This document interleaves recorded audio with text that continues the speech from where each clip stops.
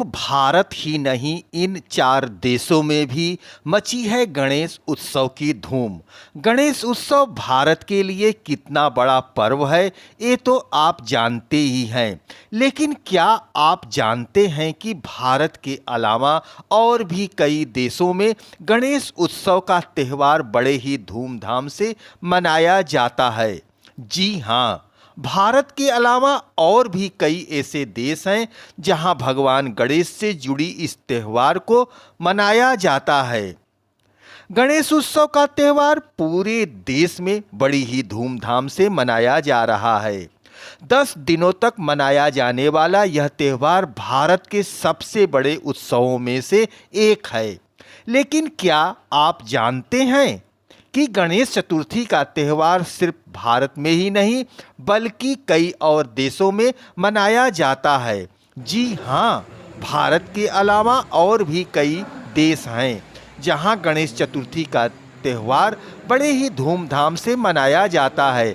आइए जानें इन देशों के नाम जहां गणेश उत्सव की गूंज सुनाई दे रही है। भारत का पड़ोसी देश नेपाल, जहां की संस्कृति और त्यौहार भारत से काफ़ी हद तक मिले जुले हैं। गणेश चतुर्थी की विनायक चतुर्थी के नाम से माना जाता है।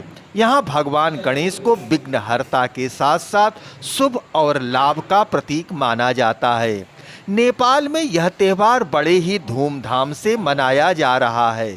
भक्त मंदिरों में जा रहे हैं, पूजा अर्चना कर रहे हैं। खास तौर से काठमांडू स्थित गणेश मंदिर और चागू नारायण मंदिर में बड़ी संख्या में श्रद्धालु इकट्ठा हुए हैं। नेपाल में गणेश उत्सव की पूजा बुद्धि और ज्ञान की कामना के लिए की जाती है। मॉरिशस, अफ्रीका का महाद्वीप के पूर्वी तट पर स्थित मॉरिशस को अक्सर छोटा भारत कहा जाता है क्योंकि वहाँ की ज़्यादातर आबादी भारतीय मूल की है। यहाँ गणेश चतुर्थी एक बहुत बड़े सामुदायिक उत्सव के रूप में मनाई जा रही है। भारत की तरह ही यहाँ की भव्य सार्वजनिक पंडाल लगाए जाते हैं जहां विशाल और कलात्मक गणेश प्रतिमाओं की स्थापना की जाती है। 10 दिनों तक चलने वाले इस उत्सव के दौरान भक्ति गीतों की गूंज, प्रार्थना और सांस्कृतिक कार्यक्रम का आयोजन होता है। अंत में विसर्जन की प्रक्रिया भी बहुत ही उल्लासपूर्ण और श्रद्धापूर्ण माहौल में मनाई जाती है। दर्शकों, आप देख रहे हैं नया सवेरा। मैं सियाराम मिश्र। भारत को त्योहारों का देश कहा जाता है। यहाँ हर उत्सव अपने साथ भक्ति, खुशी और उत्साह लेकर आता है। इन्हीं में से एक है गणेश चतुर्थी, जिसे पूरे देश में धूमधाम से मनाया जाता है। गणेश चतुर्थी को विनायक चतुर्थी के नाम से भी जाना जाता है। ये जरूरी हिंदू त्योहारों में से एक है। खासकर महाराष्ट्र में इसे बड़े धूमधाम से मनाया जाता है। यह त्यौहार भगवान गणेश के जन्म का प्रतीक है, जिन्हें बुद्धि, समृद्धि और शुभ भाग्य का देवता माना जाता है। आपको बता दें कि ये उत्सव 10 दिनों तक चलता है, जिसकी शुरुआत भाद्रपद माह के शुक्ल पक्ष की चतुर्थी से हो चुकी है और समापन अनंत चतुर्दशी पर होगा। लेकिन क्या आपने कभी सोचा है कि गणेश चतुर्थी 10 दिनों तक क्यों मनाई जाती है? अगर नहीं तो आपको हमारा यह वीडियो जरूर देखना चाहिए। हिंदू मान्यताओं के अनुसार माता पार्वती ने चंदन के लेप से गणेश जी की रचना की थी। उन्होंने गणेश जी को जीवन दिया था। एक दिन नहाते समय माता ने पुत्र गणेश से दरवाजे पर पहरा देने के लिए कहा। जब भगवान शिव लौटे और प्रवेश करना चाहे तो गणेश जी ने उन्हें अंदर जाने से रोक दिया, क्योंकि वे भगवान शिव को पहचानते नहीं थे। इससे नाराज होकर भगवान शिव ने गणेश जी का सिर काट दिया। बाद में शिव जी ने उन्हें पुनर्जीवित करने का वचन दिया और उनके शरीर पर गज का सिर यानी हाथी के बच्चे का सिर लगाया। तभी से गणेश को विघ्नहर्ता और नए आरंभ का देवता माना जाता है। गणेश उत्सव 10 दिनों तक मनाने के पीछे कई कथाएं हैं। ऐसा कहा जाता है कि वेद व्यास जी ने गणेश भगवान से महाभारत ग्रंथ लिखने की प्रार्थना की। उस दौरान भगवान गणेश ने 10 दिनों तक बिना रुके महाभारत लिख डाली। इससे गणेश जी का तापमान बढ़ गया। तब वेद व्यास जी ने 10वें दिन इन्हें नदी में स्नान करवाया। यही कारण है कि 10 दिनों तक ये उत्सव मनाया जाता है। गणेश चतुर्थी का 10 दिनों का उत्सव गहरी आध्यात्मिक और सांस्कृतिक महत्व रखता है। इसके पीछे कुछ और भी कारण हैं। 10 दिनों को धरती पर भगवान गणेश की उपस्थिति का प्रतीक माना जाता है।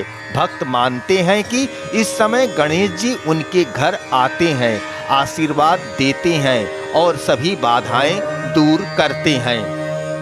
10 दिन आध्यात्मिक शुद्धि और साधना का अवसर माने जाते हैं।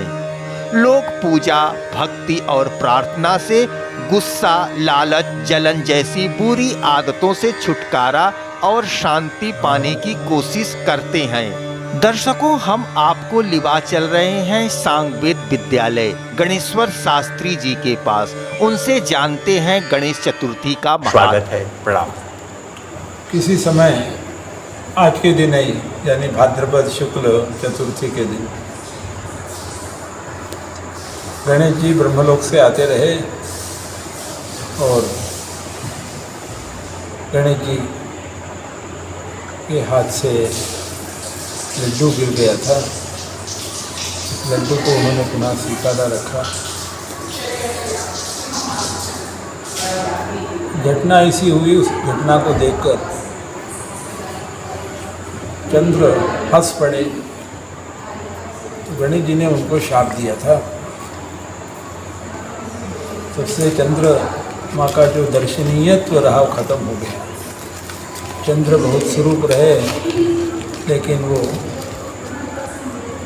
शाप गणेश जी का जब मिला तो उनकी सुंदरता खत्म हो गई। सभी ने फिर प्रार्थना की, तब उनको पुनः कृष्ण पक्ष की संकष्ट चतुर्थी का व्रत करने कहा गया। उन्होंने सालों व्रत किया। भगवान गणेश उससे संतुष्ट हुए। चंद्रमा को पुनः स्वरूप मिला। यहाँ तक मिला कि कृष्ण पक्ष के संकष्ट चतुर्थी व्रत में पूजन करने के बाद, गणेश पूजन करने के बाद चंद्र को भी अर्घ्य दिया जाएगा। चंद्र का लोग दर्शन करेंगे, ये सब वर मिला। लेकिन भाद्रपद शुक्ल चतुर्थी को एक घटना घटी थी, तो उस दिन का एक दिन रख दिया भगवान ने कि भाद्रपद शुक्ल चतुर्थी के दिन जो भी चंद्र को देखेगा उस पर कुछ झूठा कलंक, मिथ्या आरोप आएगा। कहते हैं कि भगवान श्री कृष्ण जी से भी भूल चूक से आज के ही दिन यानी भाद्रपद शुक्ल चतुर्थी के दिन चंद्र का दर्शन हुआ था, तो उन पर भी स्यमंतक मणि को उन्होंने चुराया। स्यमंतक मणि के लिए सत्राजित के भाई प्रसेन को उन्होंने मरवा डाला। यहाँ तक झूठा आरोप आया। इसका भगवान ने फिर परिमार्जन किया। सारा हकीकत पता लगा करके वो स्यमंतक मणि ला करके दिया था। अर्थात ये गणेश जी का शाप इतना कठिन है कि उससे भगवान श्री कृष्ण भी नहीं बच सके। तो हम लोगों को आज के दिन चंद्र दर्शन से बचना चाहिए। यहाँ काशी में आज के दिन ऊपर से ढेला डाला जाता था कि कोई दर्शन न करे।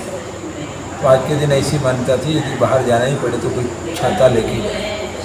तो आज के चौथ का एक नाम बनारस में ढेला चौथ भी हो गया। जो भी हो, भगवान गणेश ये दयालु हैं, सारे विघ्न को दूर करते हैं और सद्बुद्धि देने वाले हैं।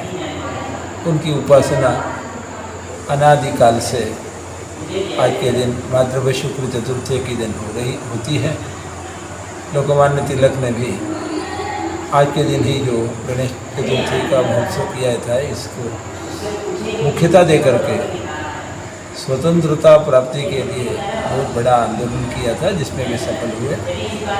तो हम सबको भगवान गणेश का आज के दिन पूजन करना चाहिए और चंद्र दर्शन से बचना चाहिए। अच्छा गुरुजी, कोई अगर भूलवश चंद्र दर्शन कर लेता है तो इसका प्रायश्चित क्या है? प्रायश्चित में भविष्य पुराण में आया है सेमंतकोपाख्यान। उस सेमंतकोपाख्यान को दूसरे दिन पौराणिक व्यक्ति को बुला के उसके मुख से सुनना, उसको दक्षिणा देनी। यदि उतना बड़ा न हो तो कम से कम सिंह प्रसेनमवधीत सिंहो जाम्बवता हतः सुकुमारकमारोदीहि तव ह्यर्घ सेमंतकः, इस श्लोक का श्रवण पाठ जब करना चाहिए। ये सब धन्यवाद।